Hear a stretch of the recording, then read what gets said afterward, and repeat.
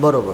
त्यापैकी पहिल्या दुसऱ्या सर्गामध्ये, त्यानंतर पुढं तिसऱ्या चौथ्या, पुढं 4 लाख, पुढं पुढं पुढं 6,000, पुढं 700, पुढं 309, बरोबर. पुढं 9, पुढं 5.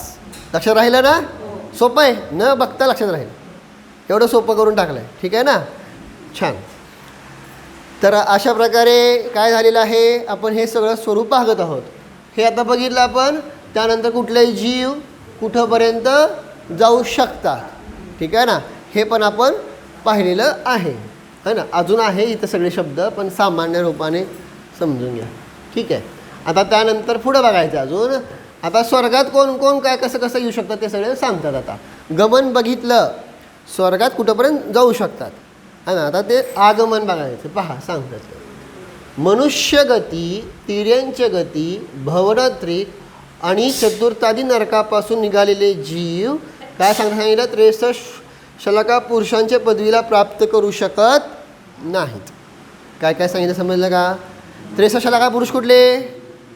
63 शलाका पुरुष 24 तीर्थंकर, 12 चक्रवर्ती. लक्षात ठेवा. 24 12 लक्षात ठेवायला सांगतोय. सोपा आकडा तुम्हाला.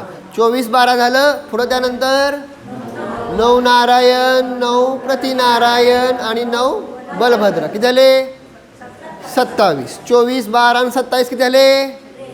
63. लक्षात ठेवायला सांगितलं. सोपं.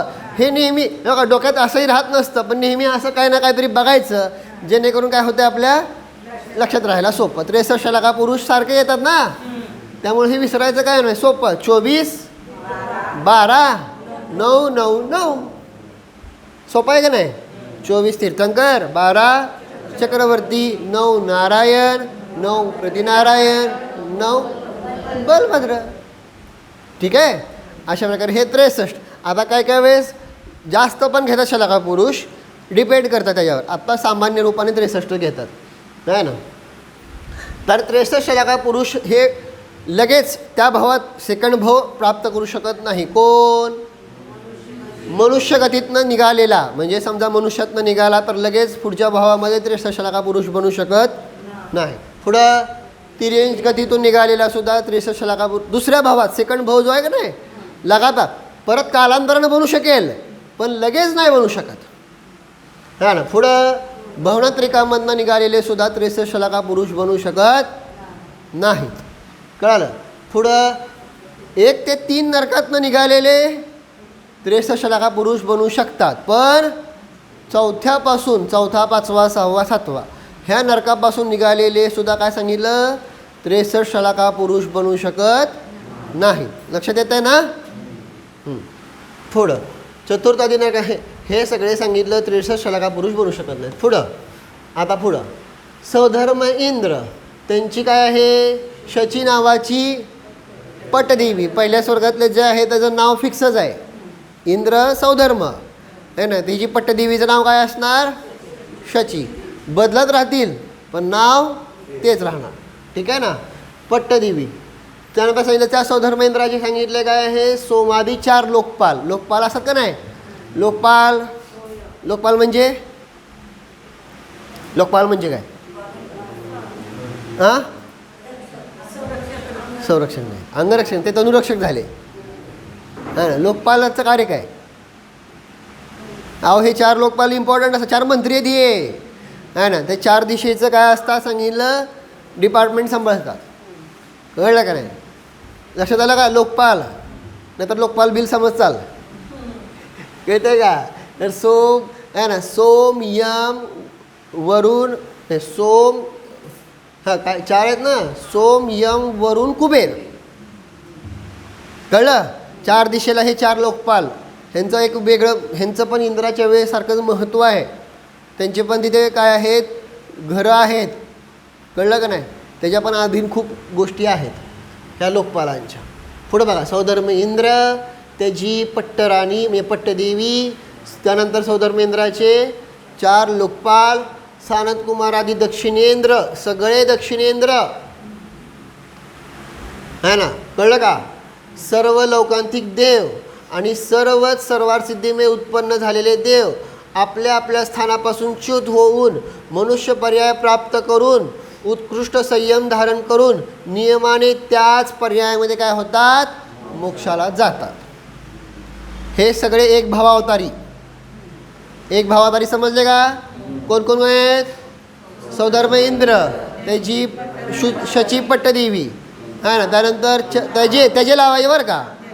अजून बाकीच्यांचे पण 4 लोकपाल आहेत, त्यामुळं ते गोंधळ होईल.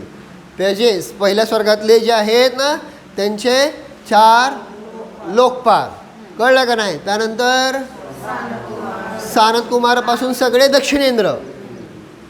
दक्षिणेंद्र समजलं, दक्षिण साईडचे सगळे इंद्र आहे ना, उत्तर साईडचे नाहीत आहे ना. तर दक्षिण साईडचे सगळे इंद्र, हे सगळे दक्षिणेंद्र एक भावावतारी असतात. अजून पुढे सांगितलं सगळे लौकांतिक देव आणि सर्वार सिद्धीतले देव. मग म्हणावं 9 अनुदिश 5 अनुत्तर वगैरे तिथले सगळे ते एक भावात जातील नाही जातील, 2 भाऊ येतील, 3 भाऊ येतील, 4 भाऊ येतील, प्रत्येकाची आपली आपली वेगवेगळी योग्यता, कळलं का. पण हिथं जे जन्मले ते नियमाने कसे सांगितले, एक भावावतार, कळलं का नाही. इथं जे जन्मले ते नियमाने सगळे एक भावात, लक्षात राहतील ना. कोण कोण आहेत एक भावावतारी?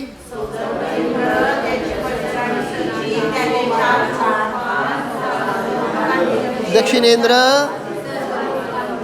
सर्व लौकांतिक देव आणि सर्वार सिद्धीमध्ये जन्मलेले सगळे देव. हे नियमाने काय आहे सांगितलं, एक भावात. म्हणजे पुढच्या भावातच काय होणार आहेत, मनुष्यहून मुनीहून मोक्षाला जाणार, कळलं. हा पुढं आता त्यानंतर सांगितलं काय आहे, अनुदिश अनुत्तर विमानापासून च्युत होऊन मनुष्यगतीमध्ये येणारे जीव नारायण प्रतिनारायण पदाला प्राप्त करत नाहीत. जे 9 काय सांगितले अनुदिश आहेत ना, आणि 5 अनुत्तर, ह्या विमानातनं च्युत होऊन मनुष्य तर खाली होणार, नियमानं मनुष्यच होतात ते. कारण हे 9 अनुदिश 5 अनुत्तरमध्ये सगळे सम्यक दृष्टीच असतात नियमाने. 9 ग्रहवेग नाही बरं का, 9 ग्रहवेगच्या वरचं 9 अनुदिश एकाच लेअरमध्ये 9 विमान आहेत आणि 5 अनुत्तर एकाच लेअरमध्ये 5 विमानं, ती लावायची, कळलं का. तर हे जे आहे तिथं सांगितलं, हे जे तिथून येणारे जे आहेत ते नियमाने मनुष्यच होणार, सम्यदृष्टी असतात ते सगळेचे सगळे सम्यदृष्टी आहेत. तिथं जन्म घेणारे सम्यदृष्टी असतात, त्यामुळं मग तिथून येताना सुद्धा सम्यदर्शन घेऊनच खाली येतात. तर ते मनुष्यच होतात, पण मनुष्य जरी झाले तरी ते नारायण प्रतिनारायण पदाला प्राप्त करत नाहीत. का नाहीत? कारण ह्या विमानामध्ये आलेले जीव सम्यक्त्वाने च्युत होत नाहीत, आणि नारायण प्रतिनारायण जे आहे ते सम्यक्त्वाने च्युत होऊन नियमाने कुठं जातात, नरकात जातात, कळलं. नारायण प्रतिनारायण झाले आणि सम्यक्त्वातनं च्युत होऊन नियमाने काय होतात, ते नरकातच जातात, कळलं का. म्हणून अशा प्रकारे सम्यक दर्शन प्राप्त करून सुद्धा कशाय सुटले नाहीत, कळलं का. वैर संपलं नाही तर हे असं घडतं. काय घडतंय, नारायण प्रतिनारायण बनतात, जन्मोजन्मीचं वैर. आणि दोघंही कसे आहेत, दोघंही कसे आहेत, सम्यक दृष्टी आहेत. नारायण प्रतिनारायण जे पद मिळतं का नाही, ते पूर्वभावामध्ये हे सम्यकदृष्टी असलेल्या जीवांनाच असते, कोण्या पण मिथ्यादृष्टीला नाही मिळत. पण प्रॉब्लेम काय आहे, सम्यक दर्शन असताना सुद्धा सम्यक दर्शन पण घेऊन चाललेत आणि त्यासोबत कशाय वैर पण घेऊन चाललेत. मग असे जीव काय होतात, नारायण प्रतिनारायण होतात आणि मग ते नरकात जातात. पण नरकात न येऊन परत नंतर वर येऊन मोक्षाला जातात. म्हणून त्यांना शलाका पुरुषामध्ये गिनलेलं आहे, मोजलेलं आहे, कळलं लक्षात. हां, मग अशा प्रकारे सांगितलं काय आहे. मग हे जे आहे अनुदिश आणि अनुत्तर विमानामध्ये जे जन्मतात ते सम्यकदर्शन घेऊन जन्मतात, तिथून जे खाली येतात ते सम्यकदर्शन घेऊन खाली येतात. हे सम्यकदर्शन यांचं सुटत नाही, कळलं का नाही. मग परत ते वर जातात, परत खाली येऊन मग मोक्षाला वगैरे जातात. काय हां, पंचमकाळात नाही, पंचमकाळात सुद्धा येत नाहीत. 9 अनुदिश 5 अनुत्तरवाले कशा ह्या भरत क्षेत्रात पंचमकाळात येतील. हां, आले तर विदेश क्षेत्रात, त्यांना सम्यक दर्शन घेऊनच यायचं आहे. समजलं का नाही? नियमानं त्यांचा सम्यक्त्व सुटत नाही, कारण सम्यदर्शन घेऊनच ते 9 अनुदिश 5 अनुत्तरमध्ये जन्मलेले आहेत आणि आता पुढं सम्यदर्शन घेऊनच खाली मनुष्य होणार आहेत. कळलं का नाही? आणि ते हां क्षायिक सम्यक्त्व किंवा क्षयोक्षम पण असू शकतं, तसं काय हे नाही आहे. मोस्टली तर क्षायिकच आहे. पण कसं आहे क्षयोक्षम का नाही आहे म्हणजे काय, कारण तिथं काय म्हणतात ना, म्हणजे हे होत नाही ना, गतीच चेंज होत नाही. गती बदलली की मग सम्यक्त्व सुटण्याचे चान्सेस असतात. जसं हे नारायण प्रतिनारायण आहे का नाही, ह्यांना काय होतं क्षयोक्षम सम्यक्त्व असते, त्यामुळे ह्यांची जशी गती बदलली सम्यक्त्व सुटलं.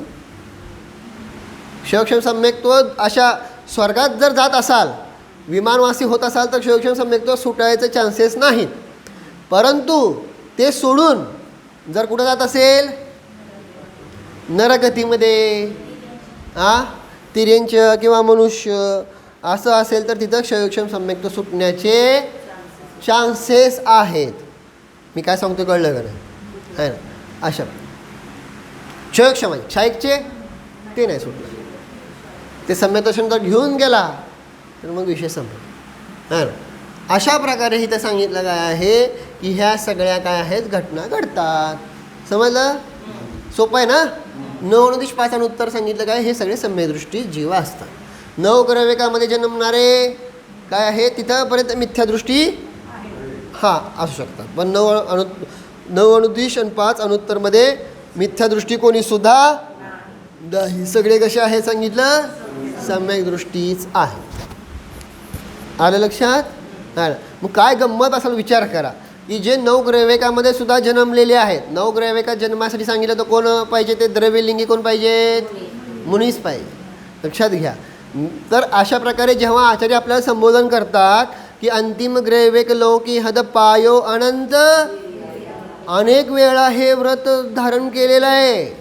अनंत वेळा, समजतं का? अनंत वेळा, संख्यात नाही, असंख्यात नाही. किती वेळा? मग मी तिथं चिंतन केलं की जेव्हा हे 9व्या ग्रहवेकात गेलेलं आहे तिथं सुद्धा काय चालते, आता तिथं भोगांची चर्चा नाही चालत. काय चालते? तत्वचर्चा चालते ना. सगळे अहमिंद्र आहेत का नाही? सगळे अहमिंद्रच आहेत का नाही? बाकीचा तर भेदभाव नाही आहेत, भोगाची रुची नाही, हा ना, खाली येत नाहीत. 9 ग्रहवेक 9 अनुदिश 5 अनुत्तरवाले खाली येत नाहीत. खाली येणारे कोण आहेत? 16 स्वर्गामधलेच आहेत. कळालं का नाही? ते तीर्थंकरांच्या वैराग्याची अनुमोदना करणारे ते लौकांतिक येतात. पण 9 अनुदिश 5 अनुत्तर 9 ग्रहवेकमधले खाली येत नाहीत. समोषणामध्ये सुद्धा येत नाहीत, खालीच येत नाही. त्यांना कुठं गमन करण्याची काय राहिलेली नाही आहे, इच्छाच नाही. मग मी विचार करत होतो की 9व्या ग्रहवेकामध्ये आपण जाऊन आलेलो आहे अनंत वेळा. कळलं का नाही? तिथं सुद्धा तत्वचर्चा चालूच आहे का नाही? पण तरीसुद्धा ह्या जीवानं काय केलं नाही. म्हणजे काय म्हणायचं, आपले चालले, दुसऱ्याचं नाही चाललं. आपण प्रत्येकाने अनंत वेळा काय करेल आहे, 9व्या ग्रहवेकात जाऊन आलो आहे. म्हणजे 9व्या ग्रहवेकात जाण्यासाठी द्रव्यलिंगी साधू झालेलो आहे, एवढं चांगलं ज्ञान झालेलं आहे, 9व्या ग्रहवेकापर्यंत पोचलो. तिथं सुद्धा तत्वचर्चा चालू होती, पण तरीसुद्धा काय केलं नाही, सम्यक दर्शन केलं नाही. म्हणजे किती आपण आळशी आहोत, प्रमादी आहोत. सम्यक दर्शनाबद्दल आपल्याला काय नाही आहे, काय नाही आहे, महत्त्व नाही आहे.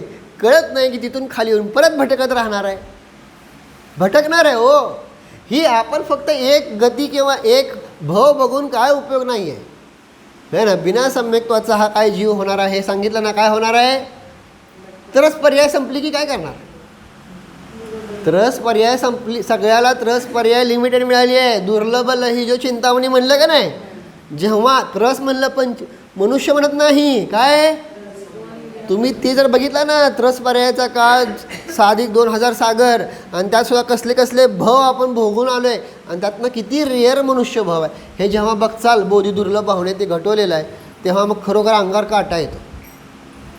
आपल्याला काय वाटतं की मी होईल की परत, अहो नाही, किती रेअर आहे. मनुष्यभाव किती वेळा मिळतात, किती वेळा, 48 म्हणतात का नाही.